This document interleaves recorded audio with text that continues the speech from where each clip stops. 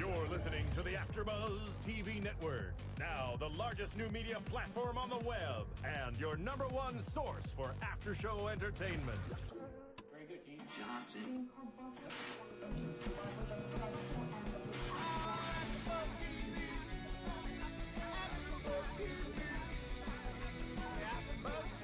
From the AFTERBUZZ Studios in Los Angeles, California, presented by Maria Menounos and Bing.com, and streaming live thanks to Akamai Technologies, this is AFTERBUZZ TV's Project Runway After Show.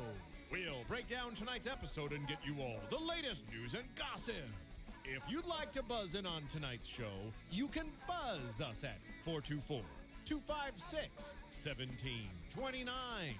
That's 424-256-1729.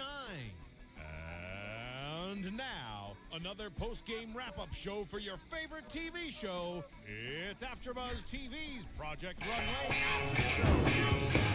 Hi everyone, Bing is for doing, and here at AFTERBUZZ TV, we're doing another Project Runway Season 11, Episode 13, Finale Part 1 recap. I'm Alina, and this is my lovely co-host. Hi, I'm Cougar. We're missing Virginia and Lo tonight, so... I know, there's a big void right here. Yeah, not the same without them, Nope. but we'll manage. We'll manage beautifully. Cougar, I have to comment again. You have a lovely necklace on. Thank you. Thank you. Do tell us where it's from. This is, of course, from Chloe and Isabel. I decided to rock this tonight because I felt like it gave me a little bit of a... I feel like Zach Posen would rock this. So... Maybe you should get in contact with Zach's people and send him some stuff. Maybe I should. It's called the Scaled Metallic Bib Necklace. And it does make the little sound. So it's cool. Very cool. Yeah, only I can pull this off, so don't try this at home.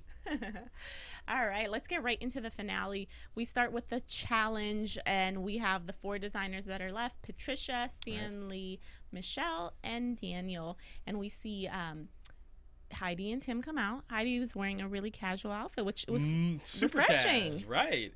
She Little looked polka dot cute, top, right? super cute with some jeans. I never thought I would see the day. I thought she looked really good. She did. Heidi can pull it off. One of my favorites.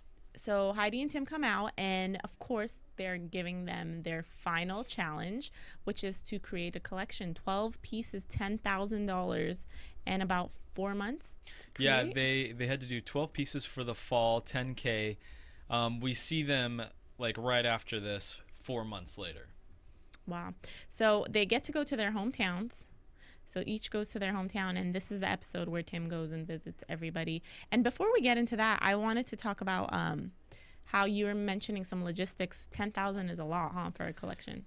That's an ample amount to pull off a collection if you're going to be doing like 12 straight up pieces.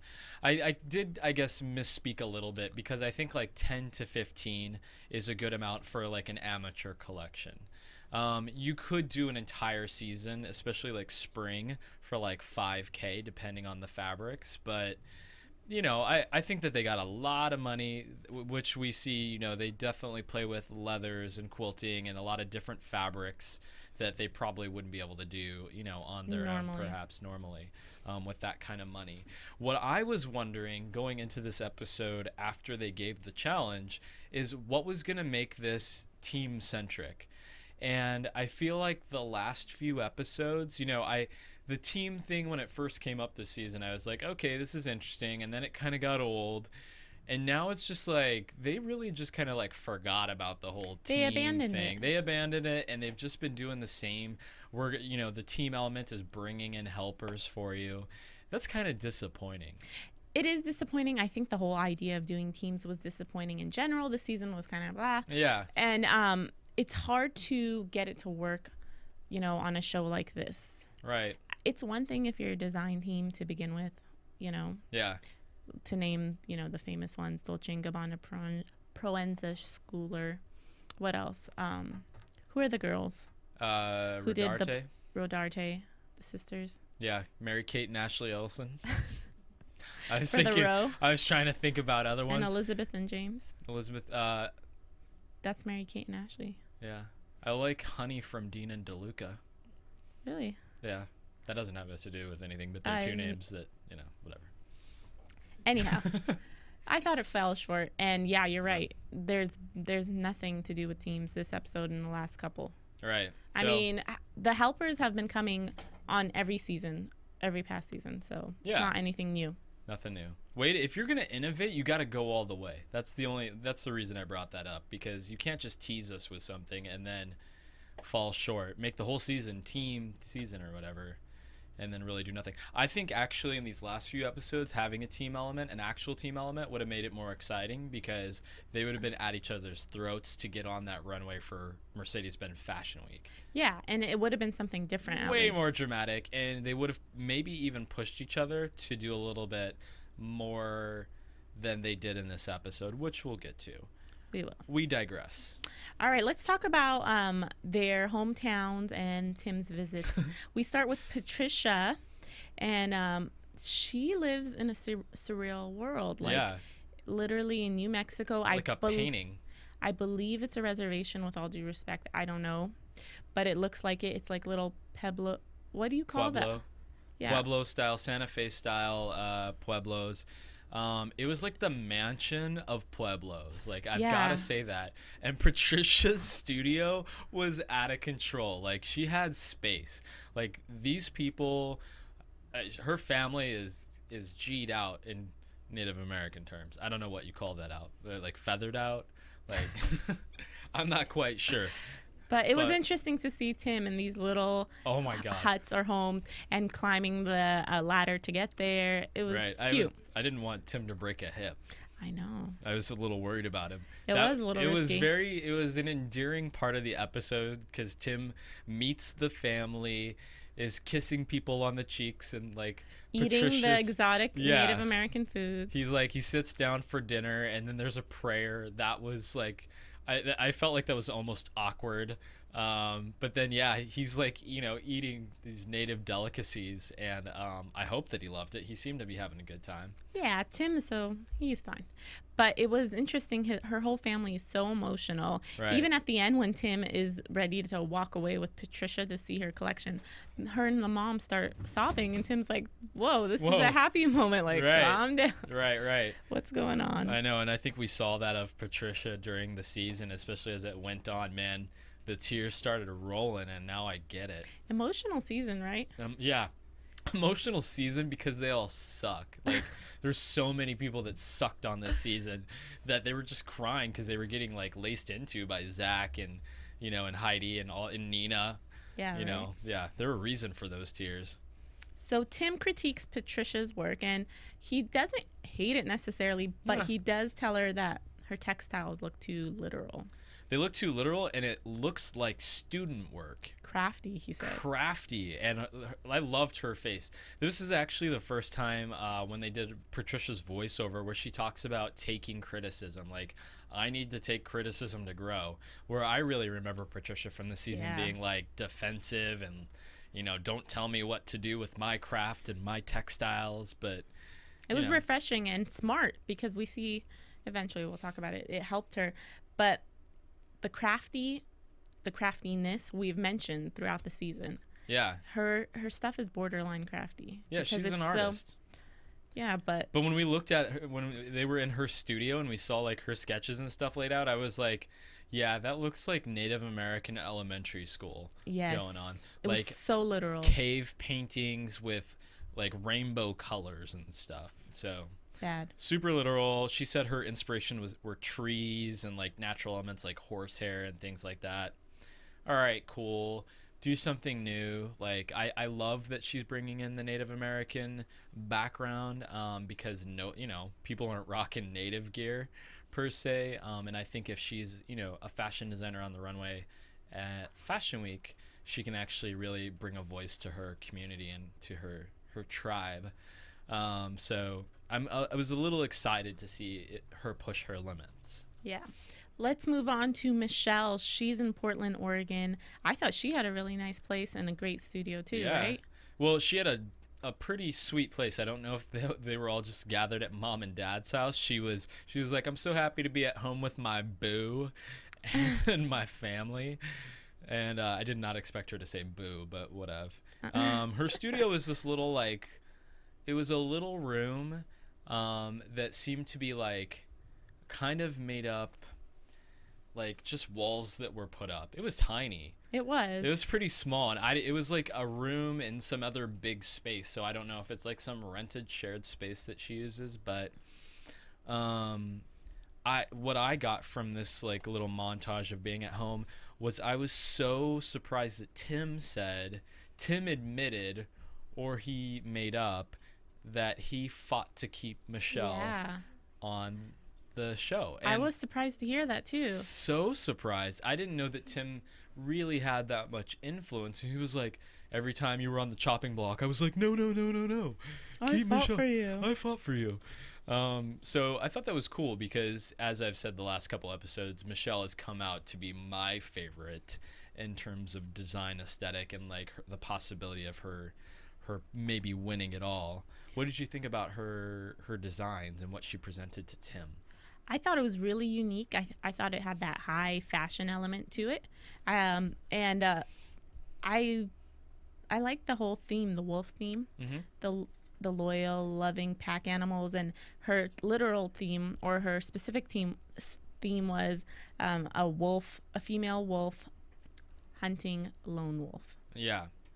Is what she said. And that was cool. She used it as an allegory for her own journey at Project Runway and kind of being, almost cast out. Sure. And now she's got to come back and like, lead in some way, lead the charge. I loved her stuff just because, she uses she had the breastplate, she had that cool hunting coat. I really like the hunting coat. I like the textures she used. Textures are amazing, the quilting and things like that. I do, Tim, one of his critiques was that she had this hunting coat with all these different, like the messenger bag, saddlebags, and a little much.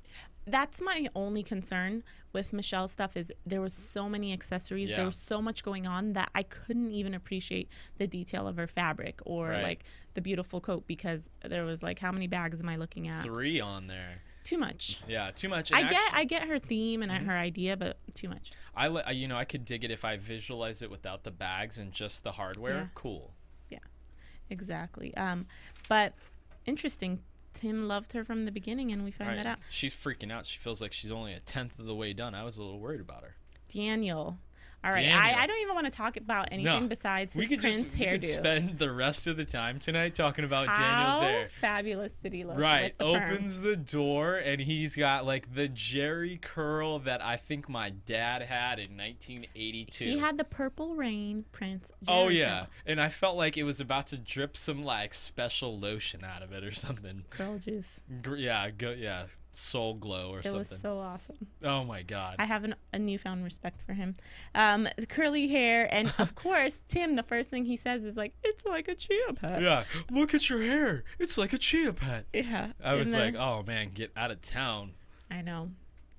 Then we see Daniel, of course, get into his theme. I was confused. He had so many ideas for, I think, Salvador Dali, Surrealism, Cosmos, Trip to Germany. I was like, wait. I was confused by this whole segment because they're in his sister's house. He's got 2 of his gay friends there that are just like standing there like, yeah, in the background. His sister's crying about being from Puerto Rico. And then all of a sudden they're upstairs in this like little loft upstairs, and he's showing off in like this tiny little upstairs space. Here's my collection. Yeah. Does he not? I thought that he had his own studio or something like that he was he made stuff for rich people in Texas or something. I don't know. We didn't get a lot of input into his life, so maybe that was the best backdrop that the producers could come up with. Yeah, or maybe he just wanted to do his like work a there. Family thing. Yeah.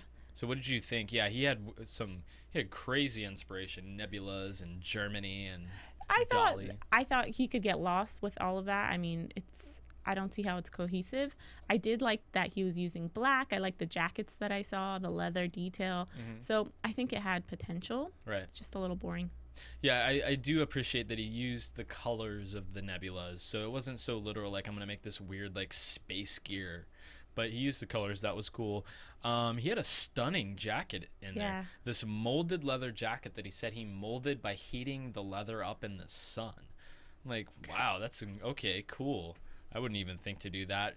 I was a little surprised he didn't show that later. That piece was hot. I was looking for that too. I mean, how are you not going to show? Even Tim mentioned like that is a showstopper. Right. So why didn't he use that? I don't know. What do you remember what Tim said when he like surveyed the room and like the last piece he came up on? No. He's like, "What is this grandma's robe doing Oh, here?" you're right. Yeah, so he looks at Daniel's collection and there's this like pastel blue capey thing. Yeah, Lavendery cape thing that looks like it came out of my grandma's Moo collection. It was bad. It was terrible. And it didn't go with anything. No. And Tim was right. It brought the whole collection down. It's Yeah, like you have this yeah. edgy leather dark collection and then you have that. Ugh. Weird. But that's Daniel. You know, he really does need somebody younger to edit him and be able to bring him up to current standards of fashion today. Yeah. Stanley, we go to Los Angeles. Hanging out in WeHo. And we see his collection, and it's very opulent, rich fabrics. Mm-hmm. Nothing we haven't seen from him, though. No, he was doing 50s Spain. And 50s Spain mixed with the glamour of old Hollywood. He had so many different fabric choices that Tim was worried about him editing down his fabric selections. And of all the things, he thought that he only had one rotten egg, there, of all his ideas. What's interesting about Stanley is that he didn't have that much to present, and, they're basically getting ready to go back to New York, and, he's kind of like, I don't know, I felt like he was only maybe a quarter of the way done. Yeah. He only had a few things to show. It's not like, what was he doing with those last 4 months? I don't know, but he was totally not prepared. Right. I thought it was really interesting what came out, because so his partner comes in, his little sister comes in. I agree. His niece.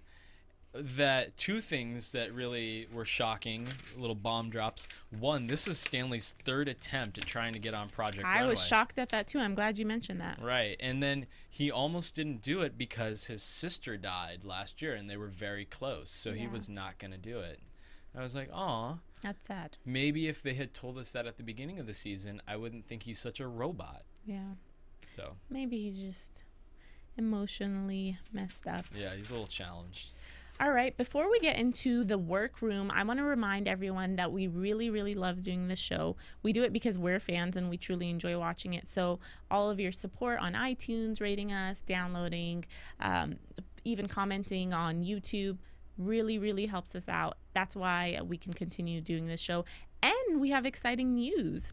You can now watch the podcasts on your iPads or listen to the podcast on your iPads, iPhones. So no excuses. You can stream those babies here.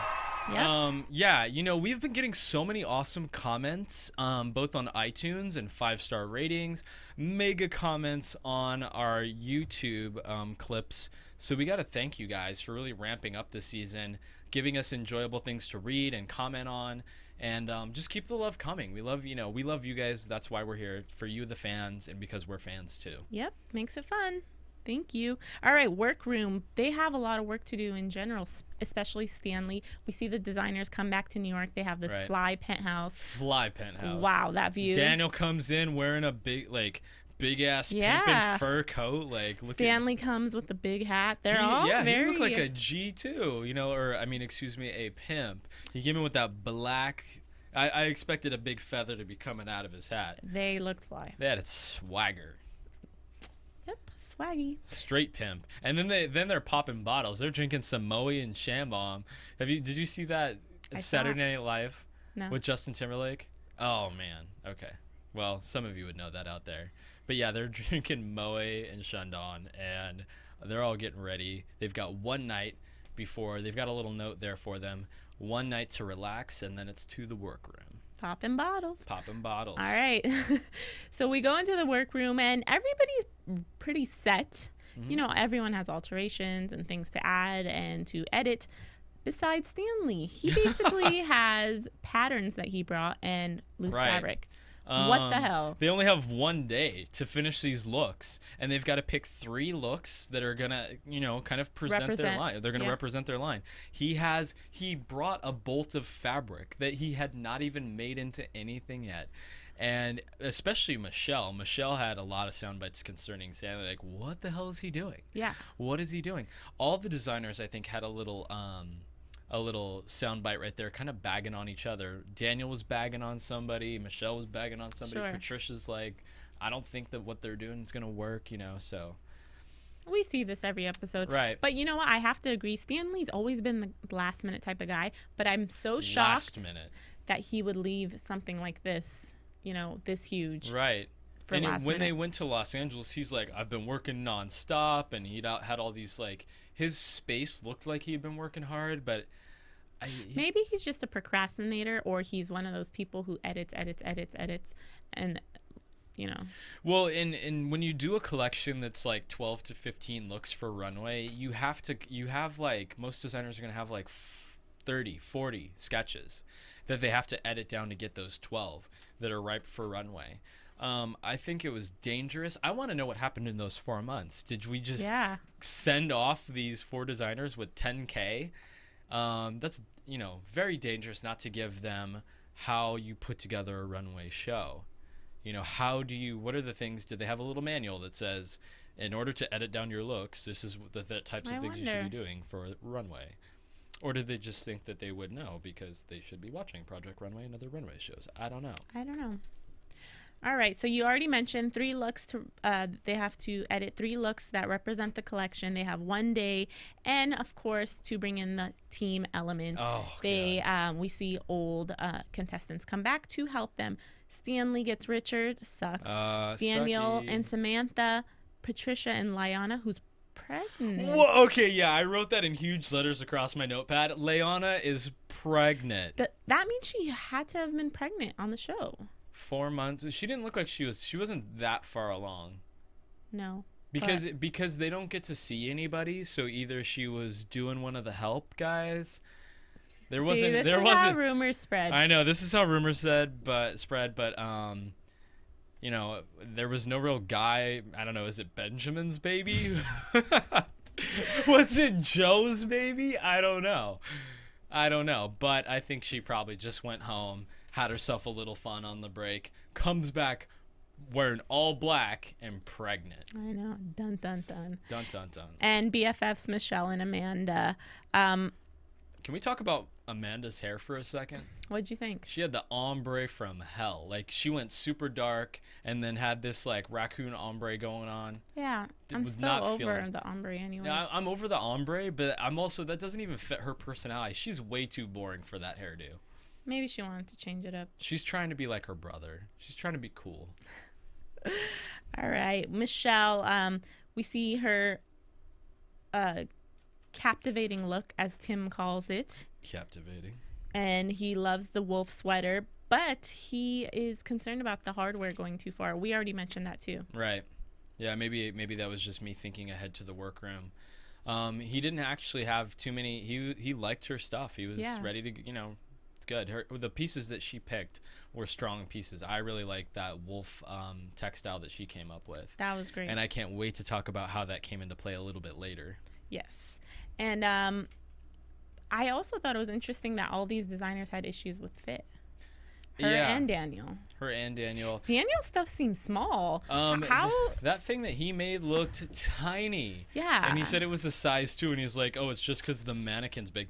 I want to say Daniel brushed Tim off like dirt on his shoulder. Yeah, Tim what came the over, heck? That's not like Daniel No, either. He was just like, I'm ready. I'm fine. I got this. And Tim's like trying to be like, okay, well, Daniel, let's talk about it. Nope, I'm cool. Thank you, Tim. See the door. It was odd. It was a little odd. Patricia, Tim's worried about her looks and the headpiece. You're right. What the heck did you think of the blue headpiece when you first saw it? Dr. Seuss. It made me think of that scene in 40-Year-Old Virgin where they're at the club and they meet the girls and they're all wearing like Technicolor wigs and they have like little playthings and stuff. For any of you guys that know what scene I'm talking about, that totally was what was going on in the workroom. It was interesting. It was a little weird. I think she pulled it off on the runway. We'll get to it. But when I first saw it, I was like, wow, this lady had too much peyote. Right. When she was back home. What about that top she made, her leather top that she wanted to put on the runway? Which one were you? She had a white leather top that was painted with blue paint, and Tim was like, "This is totally lumberjack." Oh, yeah. And it was with these black billowy leather shorts. It just looked like an oversized Zara flannel. Yeah, it looked like there was no way you would know that was a leather top. And why would you Not even at all. want to wear a leather top painted plaid? Weird. And she was like, I just wanted to show off my artistic techniques. I'm like, no. I mean, come on, girl. It was weird. Yeah. Tim tried to tell them, look, you got a lot of work to do. Right. You got to be critical and objective. Your pants don't fit. And like you said, he was like, peace. Peace. Stanley. Ain't nobody got time for that. Stanley also was what was he on? He was on something himself. Stanley was the one editing and trying to get everything together because he had nothing done. But Tim was like, these things are, a little dated. You need to show more skin and sexy. And Stanley's like, no, my looks are for somebody a little bit more classy. I'm sticking with my guns as a designer.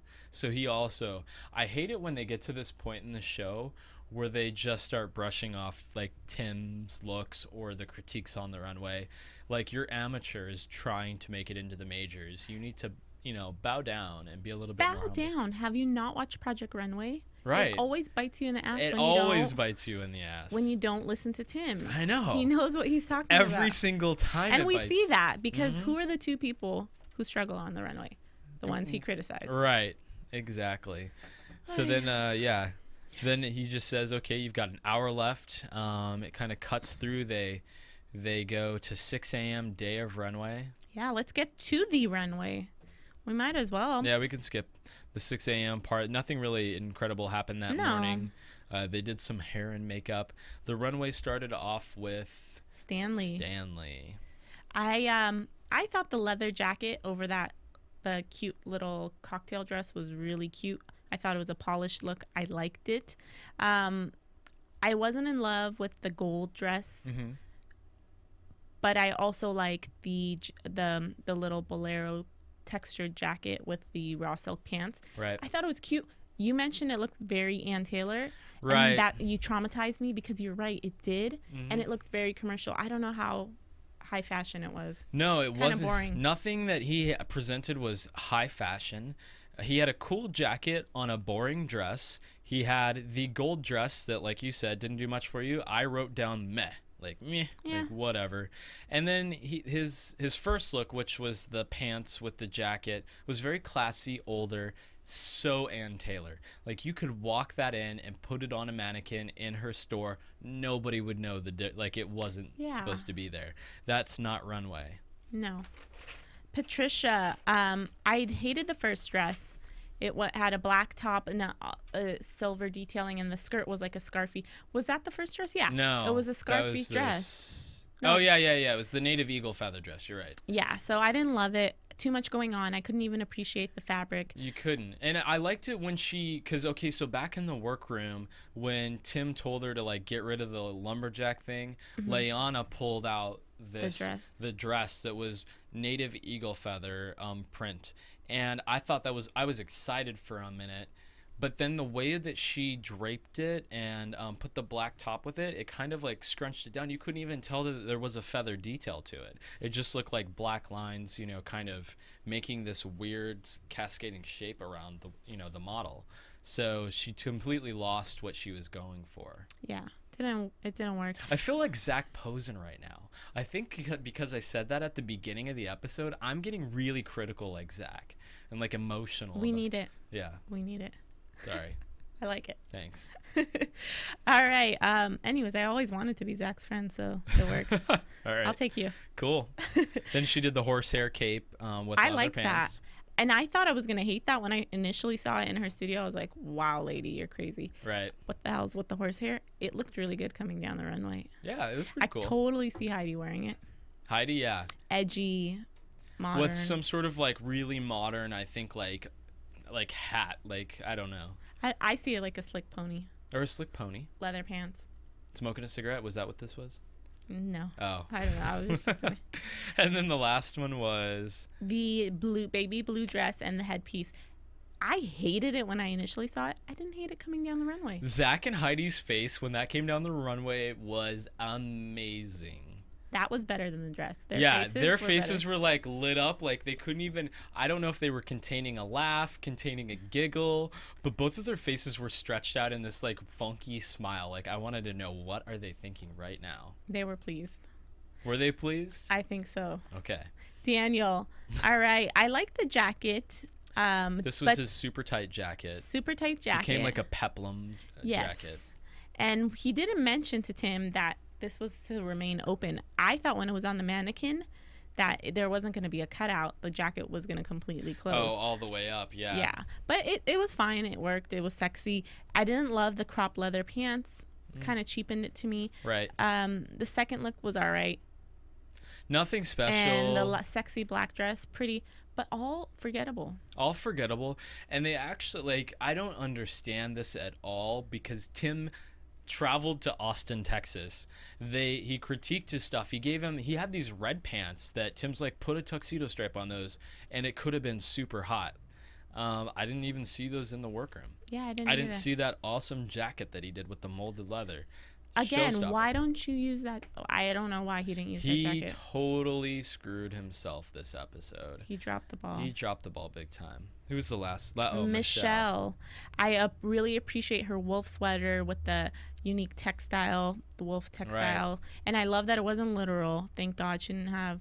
Yeah, if you looked at it, like Zach even was like, what is that on there? You would never, unless you actually like stare at it for a minute, you wouldn't know that the wolves were in there. Yeah. And then she had these jeans with chaps. I don't know if I loved it. I didn't love that. I thought it was too much. I didn't dislike it. I actually just thought it was cool, but it didn't bother me. I thought it kind of completed the look for Runway, and she had like a silk crepe shirt underneath that I thought really rounded out her look. I thought her three looks together were all cohesive, and the models looked like, I mean, it was very Portland was what I said when we were watching. Super grungy Portland.